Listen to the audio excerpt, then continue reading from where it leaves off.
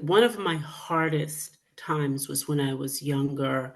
I had lived through childhood sexual abuse, and um, I didn't have any help, and it was kind of compounding on me.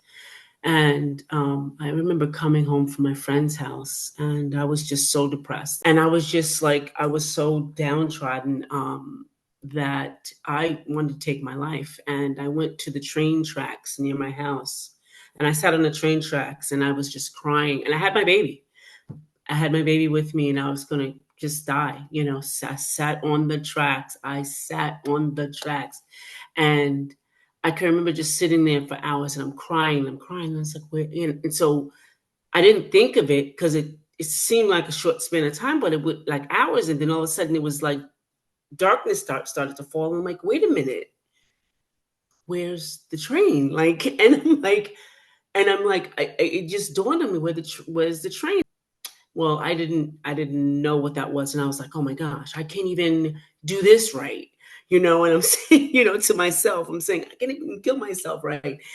And so I go home, and the next day was, I think it was Sunday, and was near Christmas. And so my son wanted to see Spider-Man because he was going to be at this particular place, and he wanted to see Spider-Man. So I was like, okay.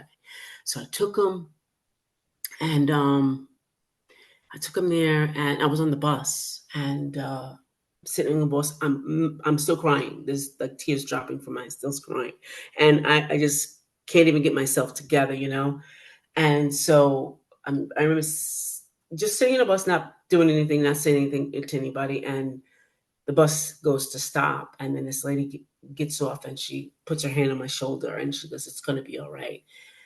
And I didn't even look up at her, and I just shook my head because I couldn't even. If I would have opened my mouth, I probably would have like started crying louder, sobbing. And once she released my shoulder, there was a card, and so um, the card fell in my lap. And my son picked it up, and so I was like, "What do you have?" I looked at it, and it was a therapist. It was literally a therapist number on there. And the beautiful thing about it, the woman lived 2 blocks from my house, so I could walk there. And she specialized in childhood trauma. I was completely blown away. And that started at 18. It started me to start to, working with a therapist.